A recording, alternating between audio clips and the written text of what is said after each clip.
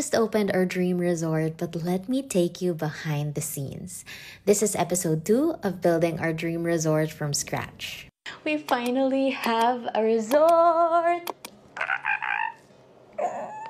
Oh my god, this still feels so surreal.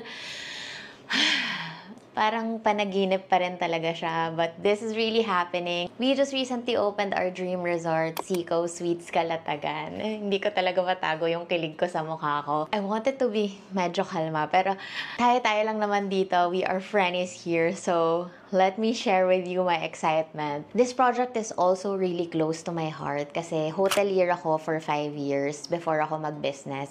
And it used to really be my dream. When I was a hotelier, I was checking in and checking out guests. Nasa reception ako.